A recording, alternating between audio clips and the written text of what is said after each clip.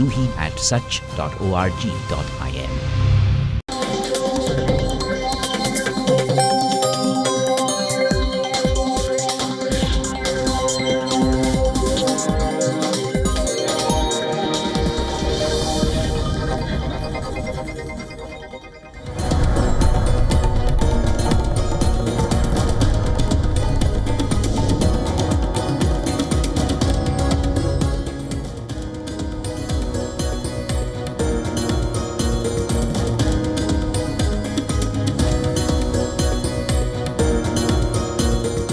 Welcome back, viewers. You're watching WION World is One. This is World DNA, the show that gets you ahead of the rest. I'm Shivan Chandra. And I'm Raisha Sehgal. On the show today, Germany's centre-right Christian Democratic Union is all set to return to power, with its leader, Friedrich Merz, now in pole position to become Germany's next chancellor. Well, the election also marked a historic rise for the right. The AfD party, which is expected to become the second biggest party in the country. We'll get you the latest on that on World DNA today. Also on the show today, as the Russia-Ukraine war completes 3 years, Ukrainian President Volodymyr Zelensky has said that he is willing to give up his presidency in exchange for peace, and further urged US President Donald Trump to be on Kiev's side to end the war.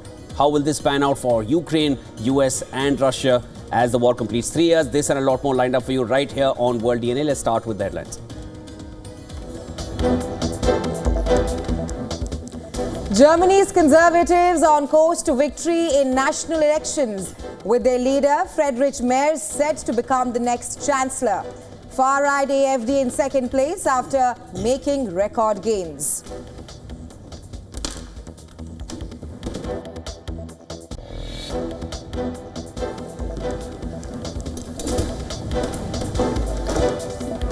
Volodymyr Zelensky says he is ready to quit as Ukraine's president if it means NATO membership. Says he wants to meet Donald Trump before the US president meets Russian counterpart Vladimir Putin.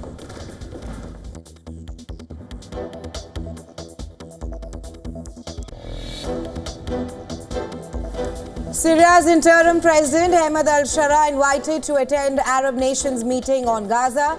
The extraordinary Arab League summit to take place in Cairo on March 4th.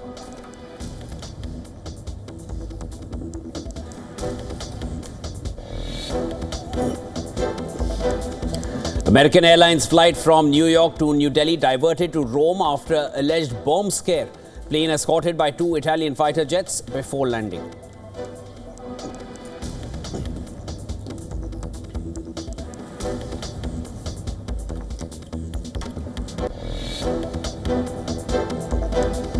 Catholics across the world pray for the well-being of Pope Francis. Vatican says the pontiff remains in a critical condition.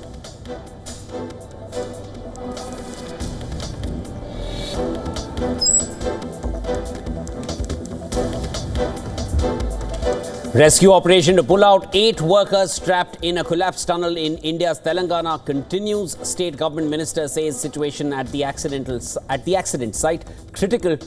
Water inflow hampering rescue operations.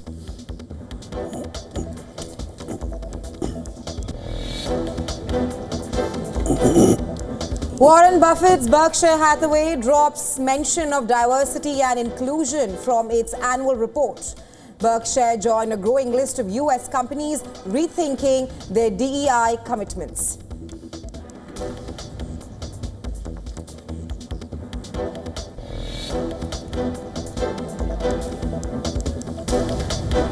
India beat Pakistan by 6 wickets in the Champions Trophy. Virat Kohli scores a century in the chase of 242. The loss leaves defending champions and hosts Pakistan on the brink of an early elimination.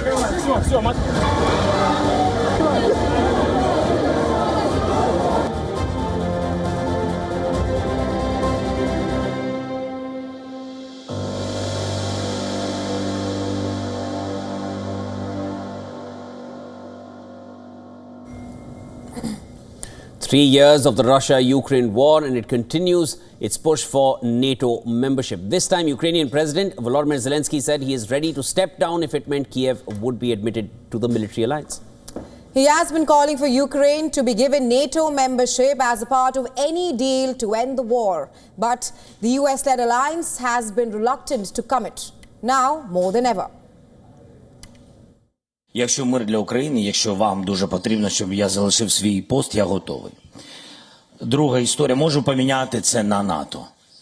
Якщо є такі умови, одразу. Zelensky and US President Donald Trump have engaged in a war of words since American and Russian officials met last week in Saudi Arabia for their first high-level talks in 3 years. After the talks, Trump repeated Russia's narrative that Ukraine started the war, prompting reaction from Zelensky, who said the US president was living in a disinformation space governed by Moscow. Trump did not let go of that comment and called Zelensky a dictator without election. Reacting to the comment, the Ukrainian president said he was not offended because he will definitely never be a dictator, and went on to call himself a legitimately elected president. Щоб довго про це не говорити. Я фокусуюсь на безпеці України сьогодні, а не за 20 років. Zelensky called for Trump to meet him before any summit with Russian President Vladimir Putin, while expressing his desire to see his US counterpart as more than a mediator between Ukraine and Russia. When asked about Ukraine giving US access to its critical mineral deposits, Zelensky said that the officials of both the countries are in touch and there has been progress on the deal. Trump's special envoy Steve Witkoff and Treasury Secretary Scott Bessent said they expected an agreement would be signed this week. The Ukrainian president said if the minerals deal is signed, US troop deployment in Ukraine would be a logical step as a security guarantee. He also refused to acknowledge that Ukraine owed Washington some $500 billion, a figure often cited by Trump as the total wartime and aid provided by the US to Kiev. A support tracker by Germany's Kiel Institute for the World Economy shows the US has so far committed $114 billion in total support to Ukraine. Meanwhile, Europe continues its push to strengthen Ukraine, with leaders of France and UK heading to US to convince Trump not to abandon Kiev in pursuit of a peace deal. This as Russia and US teams plan to meet again this week to discuss improving ties after the war in Ukraine had pushed to the worst level. We're talking about the ties between US and Russia, that's since the Cold War. European leaders will hold a special summit on 6th of March to discuss Ukraine and European defense. Now, as Russia's offensive continues, on Sunday, Ukraine's Air Force Command spokesperson said a record 267 Russian drones were launched in a single coordinated attack on Ukraine. 13 regions were targeted, and while many of the drones were repelled, those that were not repelled caused destruction to infrastructure and at least 3 casualties. Emergency services said this. Now, meanwhile, thousands rallied in support of Ukraine on the 3rd anniversary of Russia's full-scale invasion, which began on the 24th of February 2022.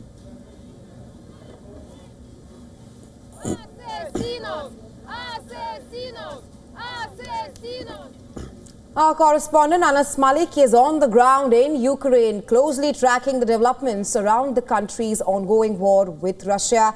He has sent us this report. Take a look. We've exited Chegoyov and we're currently in Izum, or rather between Chegoyov and Izum.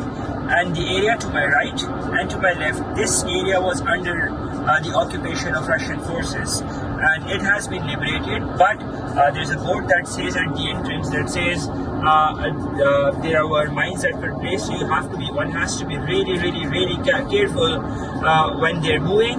It bears a deserted look, but there are checkpoints almost every 5 kilometers that are very visible, and only with proper documentation is when one is allowed inside or outside this very territory. Anas Malik on the road to Izum from Chegoyov in Ukraine for WION World is One. Germany's conservatives are on course to victory in the national election, followed by the far-right AfD in second place. Friedrich Merz is set to become the next Chancellor of Germany as outgoing Chancellor Olaf Scholz's Social Democrats suffered a historic defeat. Now, according to early projections, the CDU and CSU, this alliance led by Merz, had more than 28% votes, while the Social Democrats are looking at a historic low of 16%. Tonight, Rambo Zambo is allowed here at Konrad Adenauer House. Tonight we will celebrate, and from tomorrow morning we will work. Dear friends, once again, welcome to Adenauer House. Welcome to where the Conservatives' victory was prepared and where it will be celebrated tonight. Thank you for coming tonight. Thank you for your support. Thank you for the government mandate which the Conservatives received today. Thank you. Merz urged the speedy formation of a new coalition government, warning that as US President Donald Trump is driving rapid and disruptive changes, he stressed that Europe must strengthen its defense capabilities and said that he has no illusions at all about what is coming out of America. Before the 69-year-old Merz takes over, he will have to forge a new coalition government. The leader of the AfD, Alice Weidel, said that her party was ready to govern with the Conservatives. The far-right party has almost doubled its score to over 20%, boosted by fears over immigration and security after a spate of deadly attacks blamed on asylum seekers. We have achieved a historic result. We have never been stronger in the federal parliament. We have become the second strongest force as alternative for Germany. And we have now firmly established ourselves as a people's party. However, all other parties have vowed to keep AfD out of power and behind a firewall of non-cooperation. Merz may first reach out to the SPD to build a majority. It is likely that he will be dealing with a new SPD leader, with Scholz set to leave after his party's bitter defeat. This is a bitter election result for the Social Democratic Party. This is also an electoral defeat. That, I think, has to be clearly stated after such a result. And for me, it is also very important to say, this is a result from which we must move forward together. And that's why I would like to thank all those who made it possible for us to fight so hard in the past weeks and months. The polls just did not get better. Nevertheless, Social Democrats all over Germany actively campaigned. US President Trump called the victory of Conservative Alliance a great day for Germany and for the US. In his post on social media, Trump said that much like the USA, the people of Germany got tired of the no common sense agenda. UK Prime Minister Keir Starmer congratulated Merz on his party's win, welcoming the chance to enhance their joint security. Meanwhile, French President Emmanuel Macron also congratulated Merz, stressing the need for unity in this period of uncertainty. In his message to Merz, Ukrainian President Volodymyr Zelensky said that he hoped to work with Germany to strengthen Europe. Merz will become the 10th Chancellor, born in 1955 in then West Germany. Merz studied law and worked as a judge and corporate lawyer before entering politics. Merz began his political journey in the 1980s as a member of the Christian Democratic Union, the CDU. He was elected to the European Parliament in 1989 and later served in the Bundestag from 1994. Merz rose in ranks to become the parliamentary leader from 2000 to 2002. However, he stepped back from politics in 2009 after Angela Merkel consolidated power within the party. After Merkel announced her retirement in 2018, Merz made a political comeback and challenged for the CDU leadership. He lost the contest but eventually became the leader in 2022 after CDU's poor election performance. Merz is a vocal critic of excessive immigration, pushing for stricter asylum policies. He is also known for his conservative economic policies. Merz advocates tax cuts and deregulation as well. He has also called for a more decisive role for Germany in global affairs.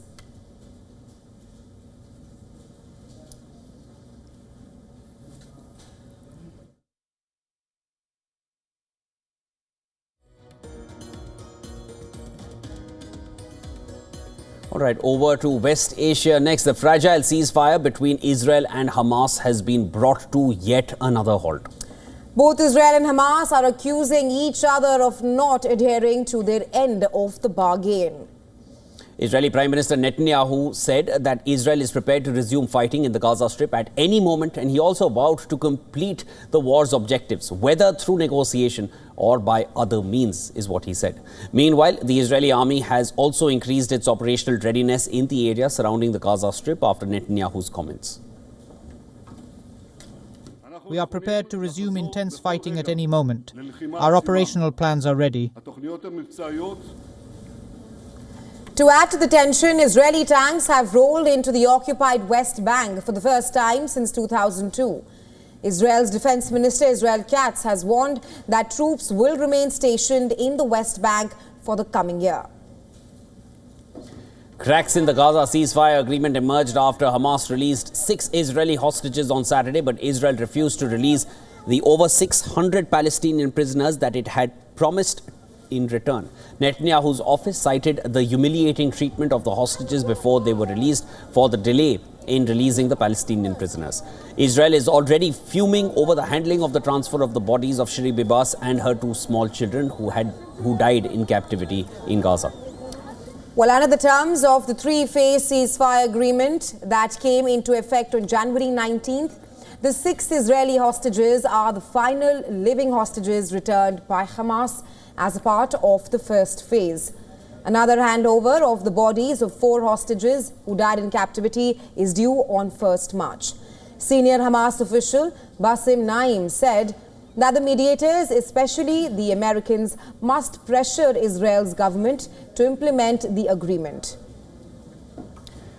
In neighboring Lebanon, Hezbollah's deputy chief Naim Qassem warned that resistance was not over as hundreds of thousands mourned slain Hezbollah chief Hassan Nasrallah. The Arab nations are set to meet in Cairo on the 4th of March to discuss a Gaza reconstruction plan, and Syria's interim president Ahmad al-Shara has also received an invitation to attend the Egyptian-hosted Arab League summit. The summit has been called in response to US President Trump's plans of taking over war-torn Gaza for redevelopment.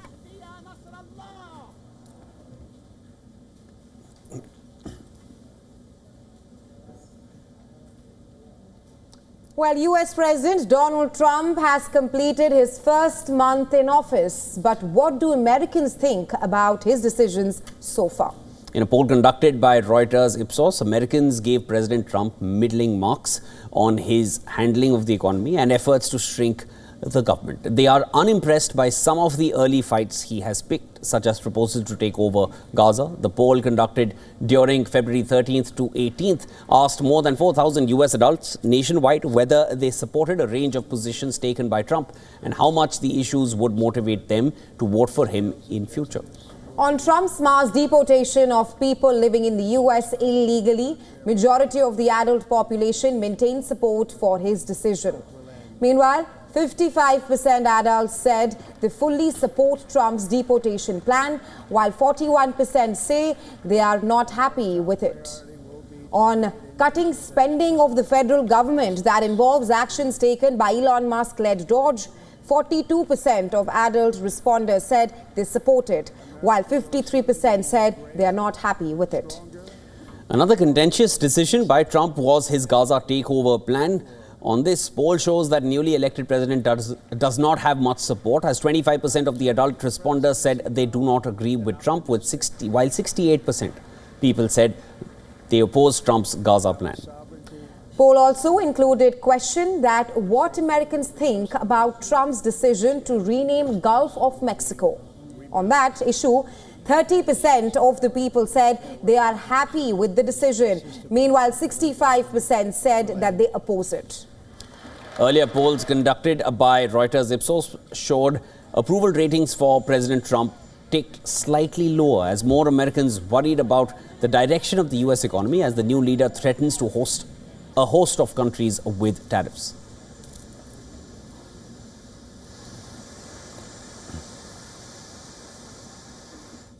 An American Airlines flight en route from New York to New Delhi was unexpectedly diverted to Rome due to a potential security threat.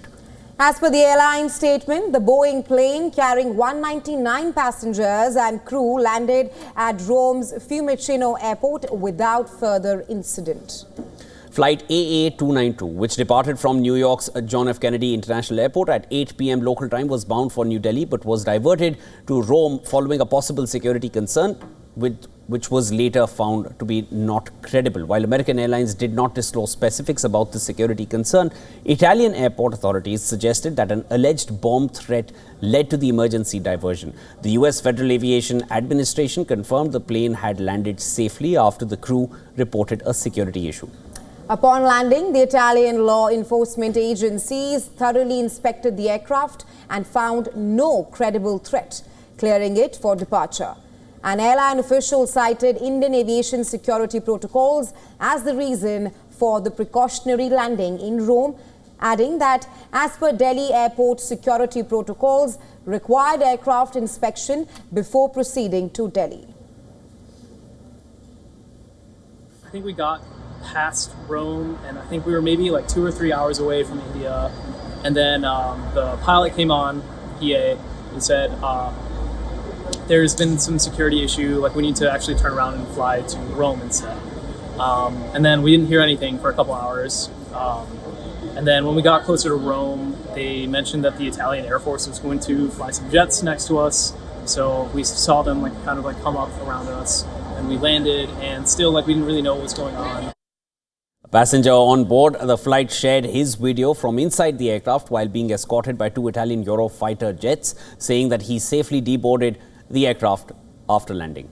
The incident did not disrupt operations at Rome's Fiumicino airport, and passengers were assisted upon arrival in Rome. The aircraft remained grounded overnight before it resumed the journey to Delhi.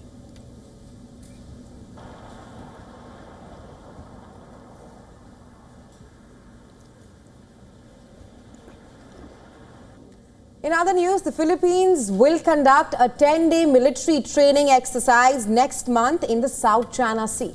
The combined arms training drills from the 3rd of March will involve 6,000 soldiers and live fire drills. The exercise will also enforce the Philippines' new comprehensive archipelagic defense concept. According to the Philippines Army Chief, Lieutenant General Roy Galido, the US-made Typhoon missile system that prompted concerns from China will not be a part of this exercise. Meanwhile, France's nuclear-powered aircraft carrier and accompanying warships were also in the Philippines, and that's after holding combat drills with Philippine forces in the disputed South China Sea.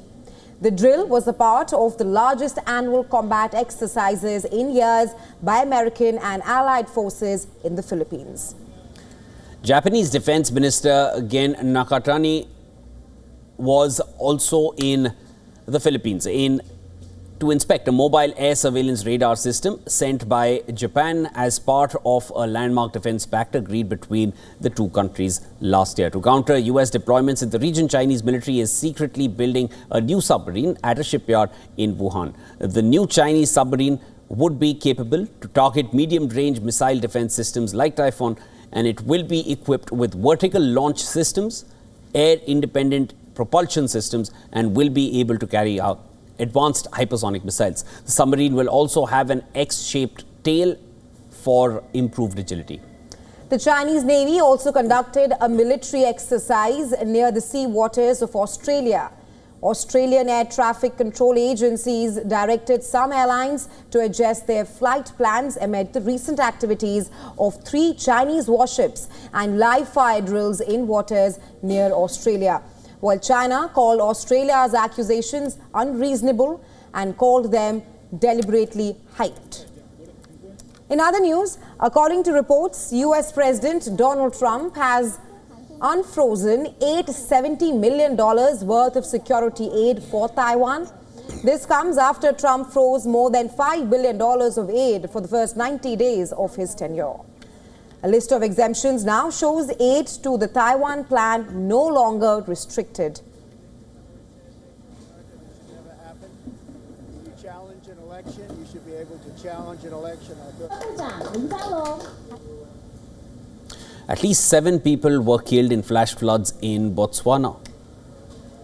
Right, the dead victims include 3 children. Thousands of residents have been displaced in the flood-affected areas. Botswana police drone videos show vast parts of the country underwater. The authorities have shut schools and blocked roads after over a week of heavy downpour. In a national televised address, the country's president, Duma Boko, said 1,700 people were evacuated from the affected areas. A local dam was overflowing in the capital, Gaborone. Disaster management officials suggested that inadequate drainage in urban areas may have contributed to the water building up in some of the worst hit low-lying areas. The heavy rain is expected to move to the north of Botswana over the next few days. Heavy rain is also forecast across other southern swathes of Africa in the coming days.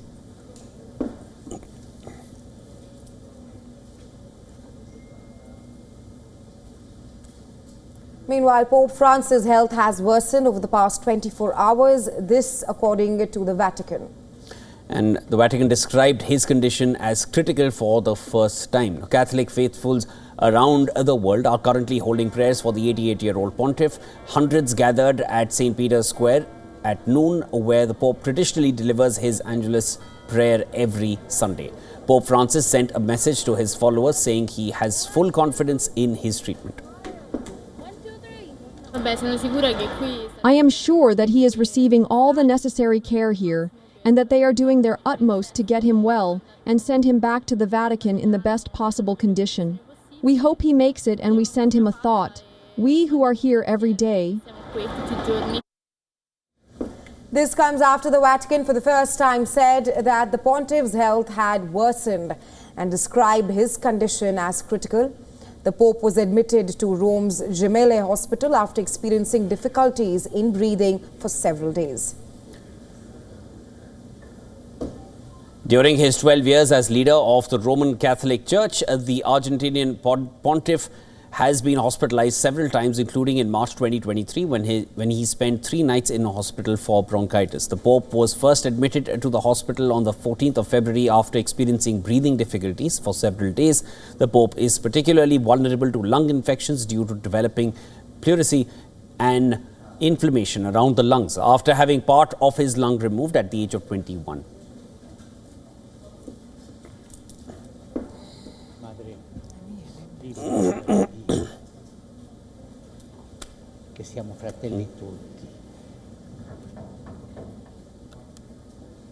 It's now time for a quick short break, but don't go anywhere. On the other side of World DNA, we will tell you about how rescue operations are underway to pull out 8 workers from a collapsed tunnel in Indian state of Telangana.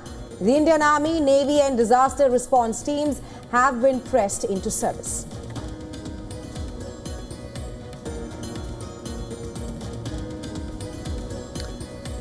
And Virat Kohli hit an unbeaten 100 as India beat Pakistan by 6 wickets in Dubai to continue their dominance in the ICC Champions Trophy 2025. This and a lot more lined up for you on the other side of the break. Come right back. This is World DNA.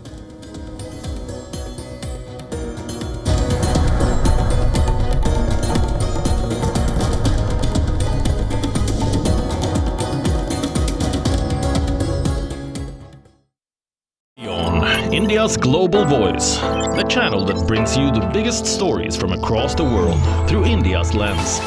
Now available in more than 190 countries worldwide. Because we believe that the world is one. Watch us in Africa, Europe, USA and Canada, South America, Asia Pacific, Middle East and North African regions. Also available on these digital platforms across the world. WION. World is one.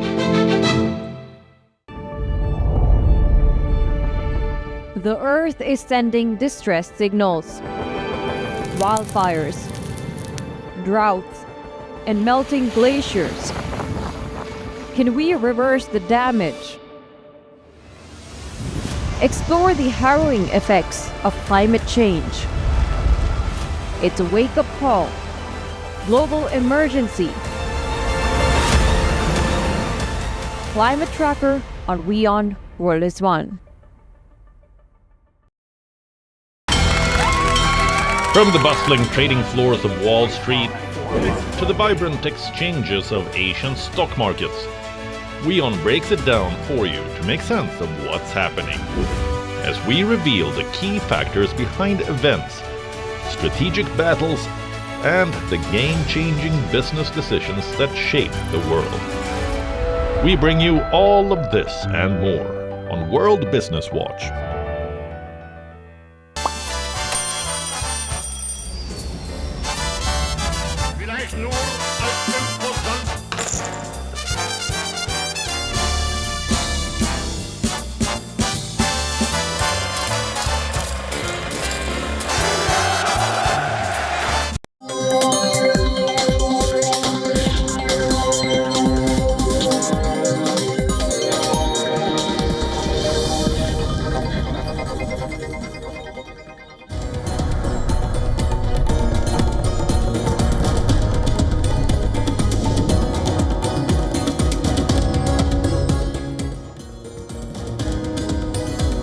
Welcome back. You're watching World DNA with me, Raisha and Shivan. Lots landed for you on this side of the show. Let's get you started with the headlines. Rescue operation to pull out 8 workers trapped in a collapsed tunnel in India's Telangana continues.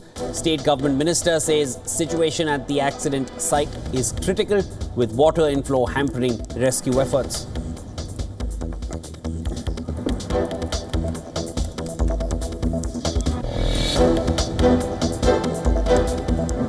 Police in India's Uttar Pradesh filed more than a dozen FIRs against 140 social media handles for spreading misleading content about the ongoing Mahakumbh in Prayagraj city.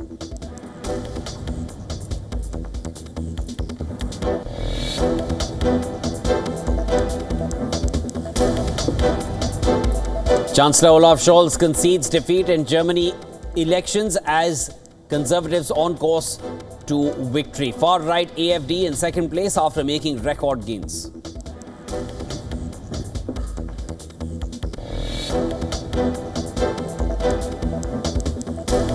Volodymyr Zelensky says he's ready to quit as Ukraine's president if it means NATO membership. Says he wants to meet Donald Trump before the US president meets his Russian counterpart, Vladimir Putin.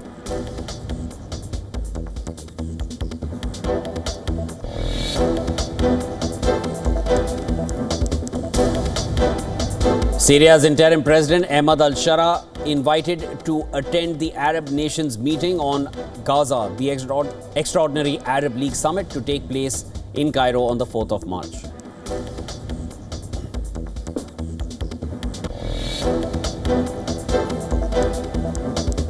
American Airlines flight from New York to New Delhi diverted to Rome after alleged bomb scare. Plane escorted by 2 Italian fighter jets before landing.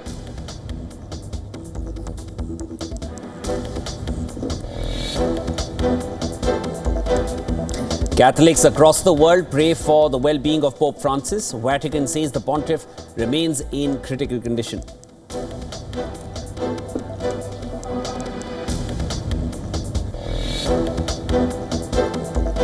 Australia's online safety regulator fines Telegram for delaying its response to inquiries about tackling child abuse and extremist content. The Safety Commission sought answers from multiple platforms, but Telegram took 5 extra months to reply.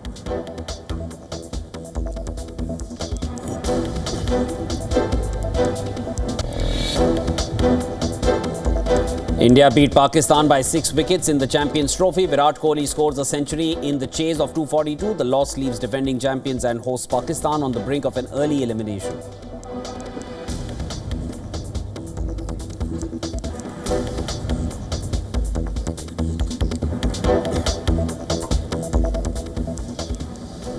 In India's Telangana state, a rescue operation is underway to pull out 8 workers from a collapsed tunnel.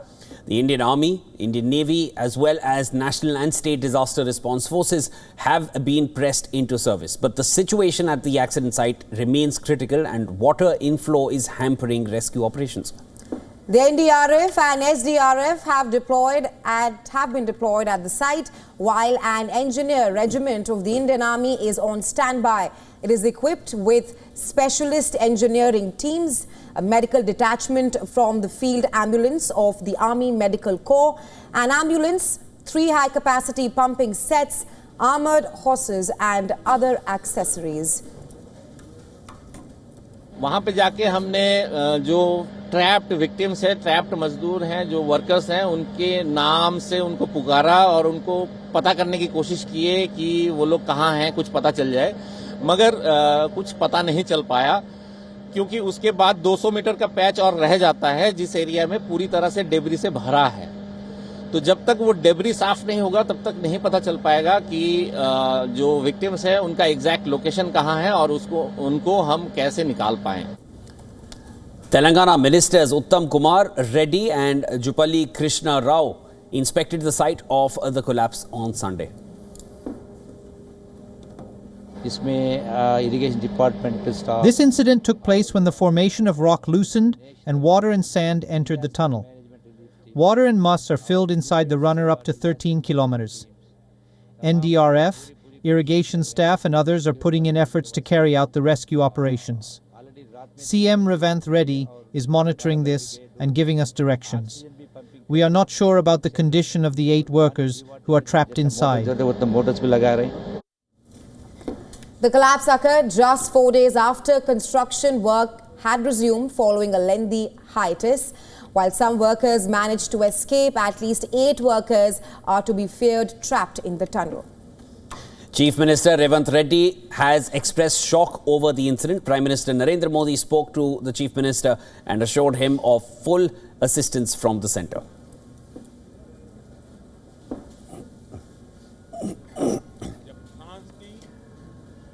US President Donald Trump addressed the Conservative Political Action Conference near Washington after arriving to a rockstar welcome on Saturday. Trump spoke to a gathering that also heard some of the global leading conservative stalwarts, including Italian Prime Minister Giorgia Meloni and Argentine President Milei. The US President asserted that he is trying to get money back for the billions of dollars sent to support Ukraine's war against Russia. Welcome back to the nation's capital, where our movement is thriving. Trump once endorsed Elon Musk, reiterating his wholehearted admiration for his billionaire advisor. We love Elon, don't we? He's that guy. He's a character. With his son X, we love X. He's the only one can get away. His son's really named X. He's the only one can get away with naming his son X. If we ever did it, they'd say, "You're crazy." But he's great. He's doing a great job, and he doesn't need this either. He doesn't need it, but he wants to see. You know, he's a patriot. People said, "Well, what official position does he have?" I said, "Patriot." Oh. In her shout-out to the Conservatives across the globe, the Italian Prime Minister Giorgia Meloni launched a scathing critique of what she described as a liberal network. Meloni said, when US President Donald Trump, Meloni, Argentina President Javier Milei and Prime Minister Narendra Modi talk, the liberals call them a threat to democracy, blaming what she called the ruling classes and mainstream media. Meloni insisted that Europe was not lost and Trump will not move away from it. Adversaries hope that President Trump will move away from us. But knowing him as a strong and effective leader, I bet that those who hope for divisions will be proven wrong. White House border czar Tom Homan also delivered a fiery speech targeting illegal immigration, warning that he will get the job done and not care what anyone thinks. I get asked all the time, does it bother you as a big part of this country that hates your guts? I don't care. I don't care. Because we got a job to, you know. Meanwhile, Argentine President Milei declared this year Conservatives will begin phase 2 of the process. They have named the deep chainsaw to continue shrinking the state and return to the people the wealth that should have never been taken from them.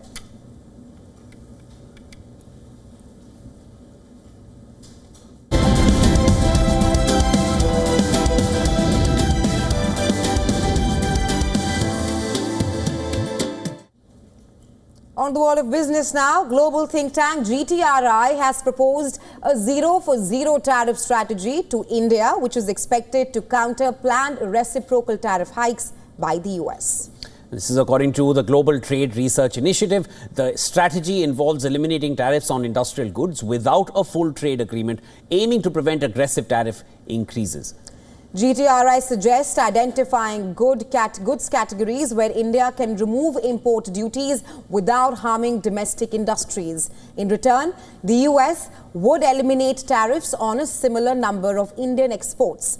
Agriculture goods would largely be excluded, and India could use its past free trade agreement negotiations as a reference. GTRI has also urged India to discuss this plan with the US before the expected tariff announcements. If accepted, India could avoid high reciprocal tariffs. However, the report acknowledges that this approach violates WTO rules, but is seen as a better alternative to a full FTA, which could require India to make difficult concessions in areas like government procurement and data policies. The report also highlights US President Donald Trump's skepticism towards trade agreements, citing his tariffs on Mexico and Canada despite the USMCA deal. If the US rejects India's proposal, it may indicate a broader push for trade concessions. In such a scenario, the think tank proposes a retaliation, drawing lessons from China's approach. The US recently announced a 10% tariff on Chinese goods, prompting China to retaliate with counter tariffs and antitrust investigations. If applied, India's exports, particularly shrimp, dairy, processed foods and electronics, could face steep tariffs. With bilateral trade exceeding $125 billion in 2024, Indian businesses are concerned about potential losses. The exact structure of the tariffs remain uncertain, with potential widespread impacts depending on their application.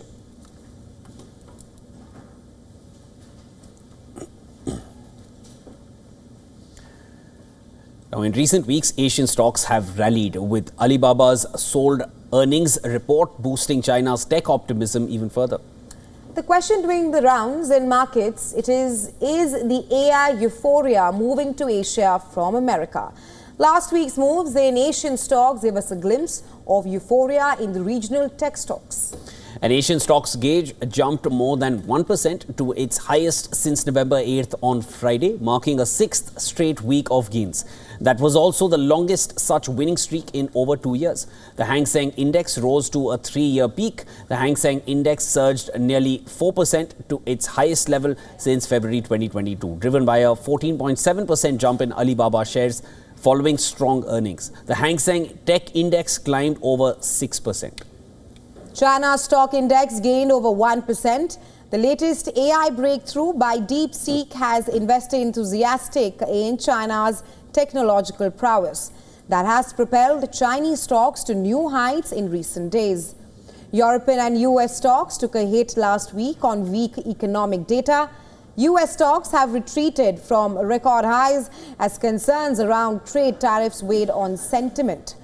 Wall Street suffered a broad sell-off on Friday as investors grappled with weak economic data and persistent inflation concerns, prompting a flight to safer assets. Fresh economic reports fueled concerns about a slowing U.S. economy, with the University of Michigan Consumer Sentiment Index falling sharply in February, now that heightened inflation worries amid potential new tariffs. Meanwhile, existing home sales fell more than expected, and the U.S. services PMI dipped into contraction territory, intensifying investor caution. 1 month after Trump's inauguration, the investor euphoria around the so-called Trump trade and the AI euphoria is fading. The S&P 500's record run still trails European, Chinese and Mexican benchmarks. Crypto assets are off their peak and the greenback looks anemic.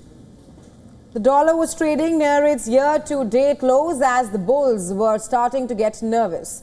The conflict of interest narrative is also gaining traction. Despite a broader market weakness, Elon Musk's companies are set to add $613 billion in value since the election. Commerce Secretary Howard Lutnick built a new dynasty on Wall Street as he handed control of Cantor Fitzgerald to his sons. Looking ahead, investors will focus on fresh economic data, including Fed policy signals. Geopolitical developments, particularly in Ukraine and US-China trade relations, will also be closely monitored.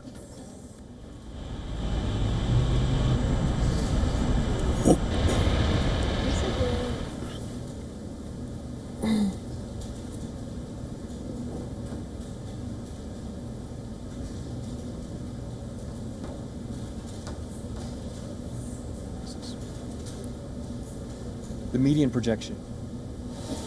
As we track the last 3 years of the Russia-Ukraine war, we deep dive into the economic toll on both the nations. Who's struggling, who's adapting, and what does the future hold for investment and recovery? Let's bring up the numbers on your screen. Despite initial setbacks, Russia's economy has demonstrated resilience. GDP, which declined by 1.3% at the start of the war, rebounded with 3.6% growth in the past 2 years. Sanctions have restricted trade, but alternative markets, particularly in Asia, have enabled Russia to sustain revenues from oil, gas, and metals. Additionally, military production was boosted industrial output. However, inflation remains a challenge at 9.5% and high interest rates of 21% strained borrowing and investment. Ukraine's economy faced major contraction, with GDP dropping 36% in mid-2022 before rebounding to 5.3% growth in 2023 and 3% in 2024. Key industries, including agriculture and energy, have shown resilience.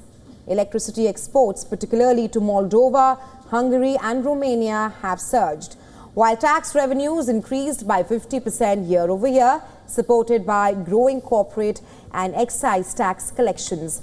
Nonetheless, unemployment remains high at 16.8%, and steel manufacturing is majorly below pre-war levels.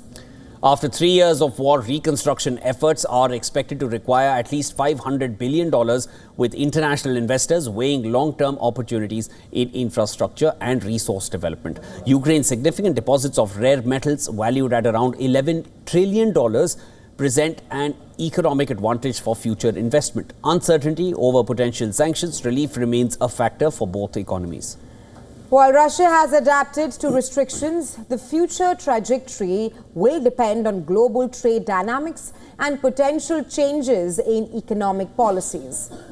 Meanwhile, Ukraine's long-term outlook hinges on sustained international support, economic stabilization, and post-war recovery initiatives. Ultimately, experts suggest economic growth and prosperity for both nations are best secured through lasting peace.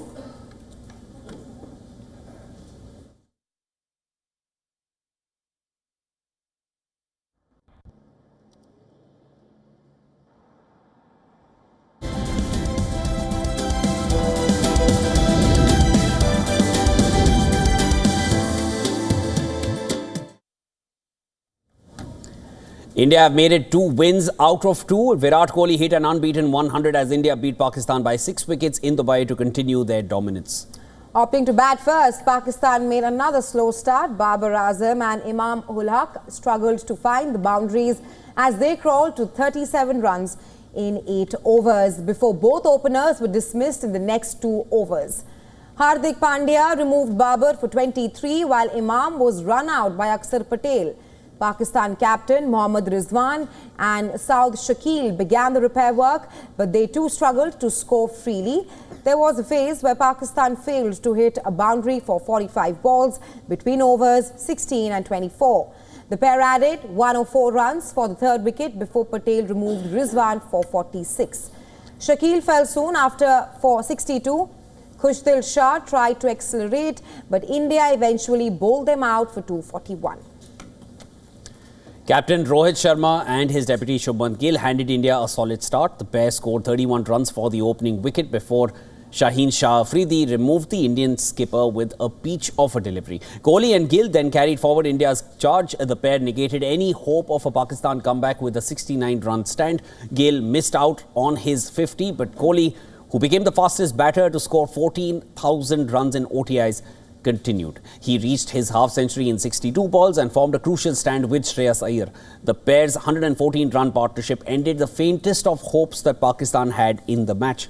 India lost Iyer and Hardik Pandya in quick succession. but Kohli steered Team India to victory. He hit his 51st ODI century and remained unbeaten on 100 as India chased down the target in 42.3 overs. The victory sparked celebrations in India as the men in blue extended their dominance over their arch rivals. The manner of the victory and Kohli's return to form will delight the Indian cricket team and fans even more. India-Pakistan are the biggest rivals in world cricket. However, the head-to-head record between the two teams is pretty one-sided, and that is particularly true for ICC tournaments. In the 22 matches the two teams have played in major tournaments, India have won 18 with just 4 wins from Pakistan. Remember, India and Pakistan have only faced each other in multi-team tournaments since 2012.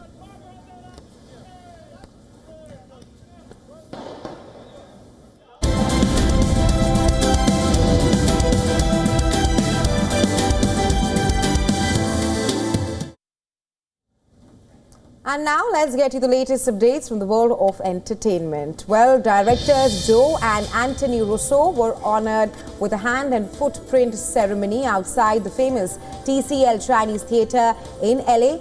Actor Chris Pratt, who was also at the ceremony, called the event a really exciting day. Known for movies such as Avengers, Endgame, The Electric State and Citadel, the brothers' signed and planted hands will be added to the pavement area of the cinema. Other famous directors to have also been honored with the ceremony include George Lucas and Steven Spielberg.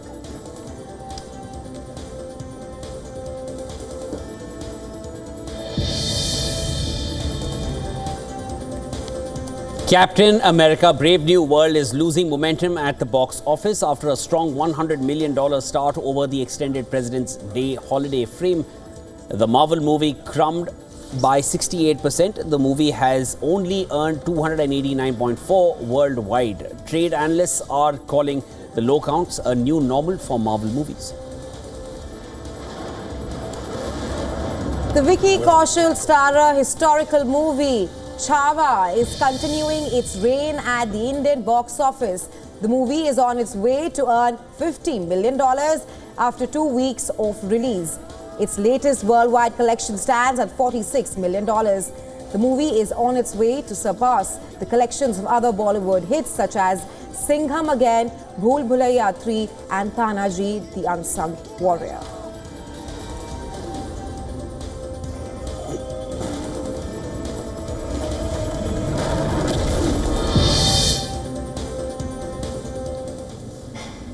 Disgraced movie mogul Sean Diddy Combs is set to go on trial in May this year. Let's get you all the updates from that case. One of the attorneys for Sean Diddy Combs in his sex trafficking case wants to quit the hip-hop mogul's defense team. The defense lawyer has filed notice in a Manhattan court stating that he no longer wants to represent Combs. His filing said, and I quote here, "Under no circumstances can I continue to effectively serve as the counsel," unquote. He was one of the 6 attorneys representing Combs and he did not offer any details about the decision. The court is yet to sign off on his decision to leave the case. Meanwhile, Combs has pleaded not guilty to sex trafficking charges lodged against him after his September arrest. He remains incarcerated without bail, awaiting a May 5th trial. Combs also faces several sexual assault lawsuits. Federal prosecutors have stated that he used his wealth and influence to coerce female victims and male sex workers into drug-fueled sexual performances and used blackmail and violence to intimidate and threaten his victims.